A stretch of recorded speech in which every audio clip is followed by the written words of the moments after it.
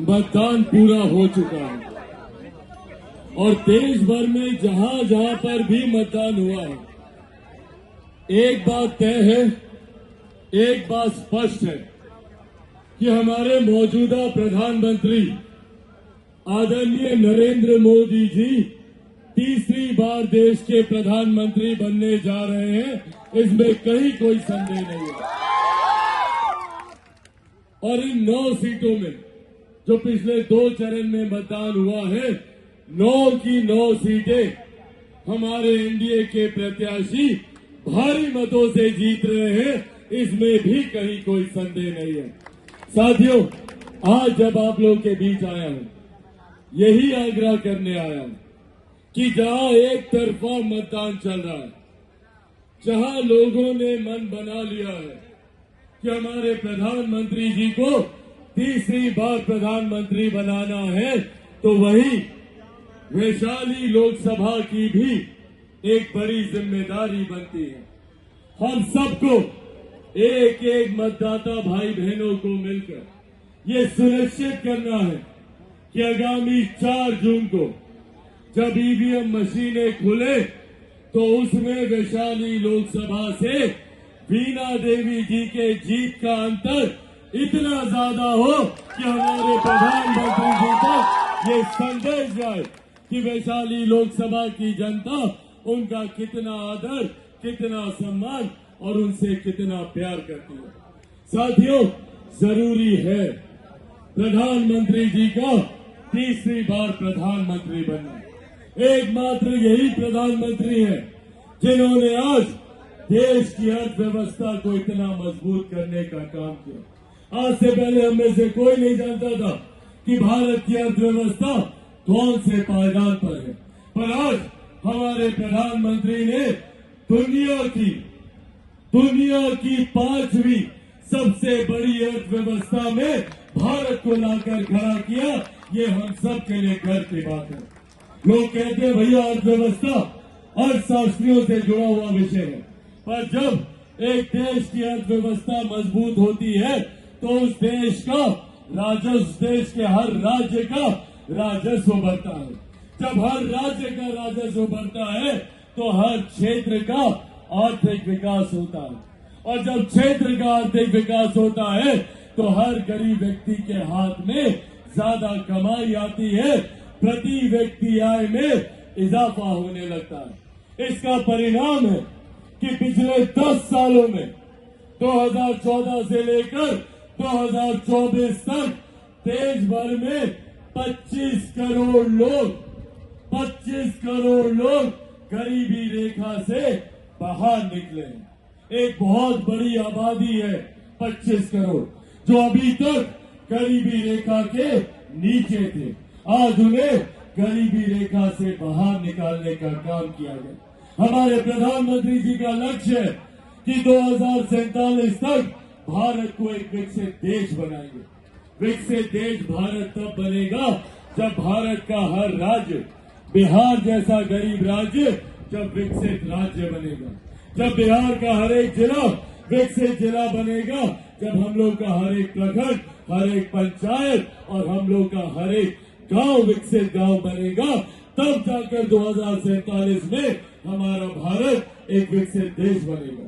और इसी की नींव को मजबूत करने की दिशा में हमारे प्रधानमंत्री, हमारी सरकार काम कर रही है। आज से पहले किसी प्रधानमंत्री ने महिलाओं के सम्मान की चिंता नहीं की। बहुत बुनियादी जरूरत है, पर सोचिए महिलाओं के लिए कितनी बड़ी समस्या थी। आज तक किसी प्रधानमंत्री ने उनके सम्मान की चिंता करते हुए शौचालय नहीं बनवाया। पहली बार देश में एक ऐसा प्रधानमंत्री आया जिन्होंने महिलाओं के सम्मान के लिए शौचालय बनवाने का काम किया। महिलाओं के लिए उज्ज्वला योजना लेकर आने का उन्होंने काम किया।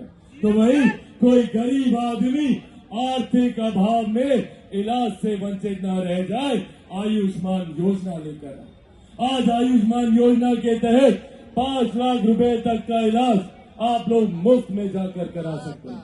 ये सोच हमारे प्रधानमंत्री आदरणीय नरेंद्र मोदी जी की। आज देश की ही नहीं, दुनिया की सबसे बड़ी गरीब जन कल्याण की योजना भारत चला रहा है, जिसका श्रेय मेरे नेता, मेरे पिता आदरणीय रामविलास पासवान जी को भी जाता है। आज देश में लगभग 81 करोड़ लोगों को मुफ्त में राशन दिया जा रहा है। ये सोच हमारे प्रधानमंत्री जी की। आज देश की एक बड़ी आबादी को मुफ्त में राशन देकर उसको आर्थिक कठिनाइयों से बचाने का और मुख्य धारा के साथ जोड़ने की ये योजना है। साथियों, ये तमाम वो योजनाएं हैं जो गरीब कल्याण को मद्देनजर रखते हुए एक गरीब परिवार को मुख्य धारा के साथ जोड़ने की सोच के साथ बनाई जा रही है। जहां एक तरफ हमारे प्रधानमंत्री ने गरीबों के सम्मान की, उनके कल्याण की चिंता की, तो वहीं सरहद पर हमारी सीमाएं कैसे सुरक्षित रहे इसकी भी चिंता की। अंतरिक्ष के माध्यम से कैसे आधुनिकीकरण का इस्तेमाल कर हमारा देश विकास की राह पर आगे चल सके, इसकी भी चिंता हमारे प्रधानमंत्री जी ने की। साथियों, जहां एक तरफ हम लोग सिर्फ विकास की राह पर, विकास की बातों पर हम लोग आगे बढ़ने का काम कर रहे हैं, तो कई ऐसे विपक्षी नेता हैं जो विभिन्न तरीके का भ्रम फैलाने का प्रयास करते हैं। कभी लोकतंत्र की हत्या की बात करेंगे तो कभी संविधान को समाप्त करने की बात करेंगे। साथियों, ये डॉक्टर बाबा साहेब भीमराव अम्बेडकर का बनाया हुआ संविधान है। आज इसी संविधान की वजह से मेरे प्रधानमंत्री 3 बार गुजरात के मुख्यमंत्री बने। आज इसी संविधान की वजह से वो 3री बार देश के प्रधानमंत्री बनने जा रहे हैं। तो जो लोग ये भ्रम फैलाते हैं, जो लोग इस तरीके की बातें उठाते हैं, आज से 10 साल पहले 2015 में भी यही राजद और इन्हीं लोगों ने आरक्षण समाप्त हो जाएगा, आरक्षण समाप्त हो जाएगा, दुनिया भर का हो हल्ला करने का काम किया। क्या हो गया 10 साल में? ये लोग सिर्फ आप लोगों को डराने का काम करते हैं और ये बात हम लोगों को समझने की जरूरत है। जो लोग विकास के मुद्दे से हम लोग को भ्रमित करते हैं और सिर्फ झूठ और डर फैलाने का काम करते हैं। आज कांग्रेस के बड़े नेता राहुल गांधी जी हर मंच से यही बोलेंगे, संविधान खतरे में है, लोकतंत्र खतरे में है। अरे जिन लोगों ने खुद लोकतंत्र की हत्या की, कोई भूल सकता है सन 75 का वो साल जब देश में आपातकाल लगाकर इन लोगों ने सही मायनों में लोकतंत्र की हत्या करने का काम किया। आज ये लोग लोकतंत्र की हत्या और संविधान की चिंता करें। ये विश्वास आप लोगों को दिलाकर जाना चाहता हूं कि जब तक चिराग पासवान जिंदा है, न संविधान पर कोई खतरा है, न आरक्षण पर कोई खतरा है। ये वादा आप लोगों से करके जाता हूं। पर हाँ, खतरा है, अगर ये लोग आ गए तो आप लोगों की संपत्ति पर खतरा है। सोच है कांग्रेस और राजद के नेताओं की।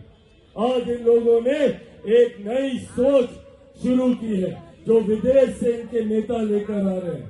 इनहेरिटेंस टैक्स को लेकर जो संपत्ति आप लोग बनाते हैं, जो एक गरीब किसान एक छोटी मोटी जमीन अपने नाम पर करवाता है, या कोई मजदूर एक संपत्ति अर्जित करता है, या हमारी माताएं बहनें 2-2 रुपया जोड़कर पाई जोड़कर जो जेवर आप लोग इकट्ठा करती हैं, अगर ये राजद कांग्रेस की सरकार आई तो उसका एक बड़ा हिस्सा ये लोग अपने कब्जे में करने की नियम ये लोग तैयार कर रहे हैं।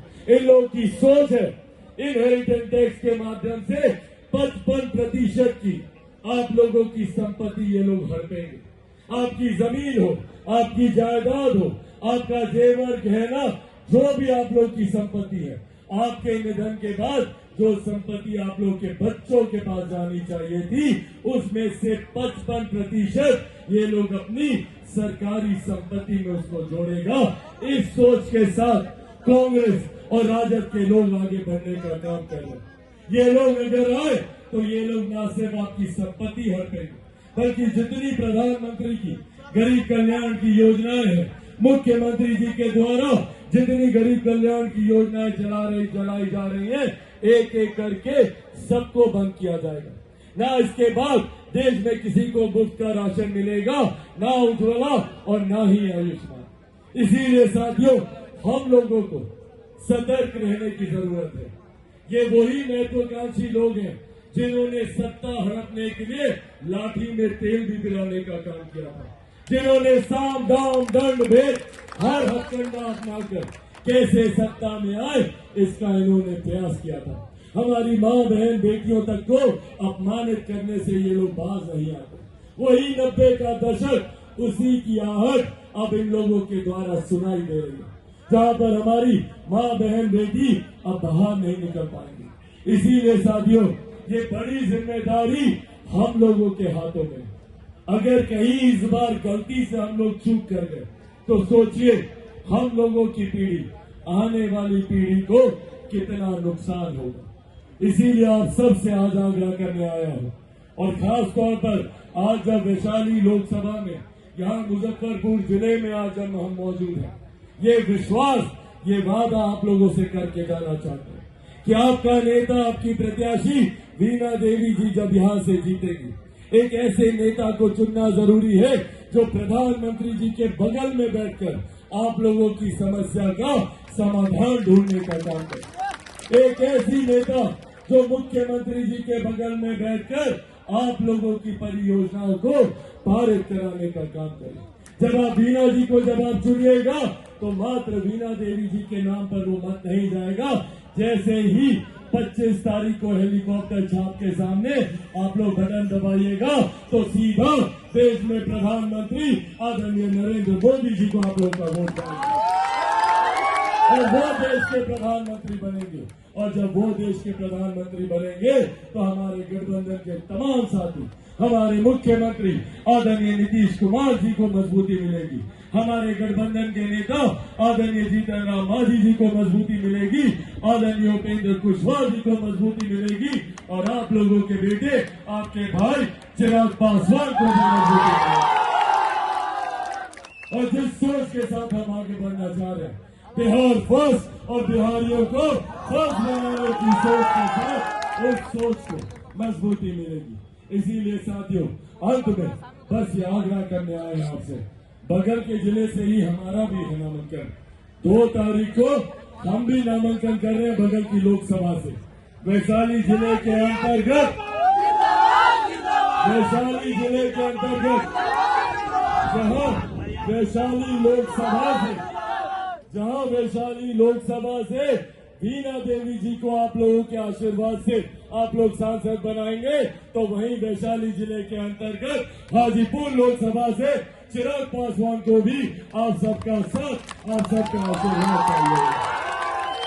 और ये विश्वास दिलाते हैं कि एक सांसद नहीं, 2 सांसद आने वाले दिनों में आप लोगों को मिले। अपने सपनों की आशिया को दे एक नई पहचान माँ भवानी डेकोर प्राइवेट लिमिटेड के साथ, जो है ऑथराइज्ड डिस्ट्रीब्यूटर ऑफ कजारिया।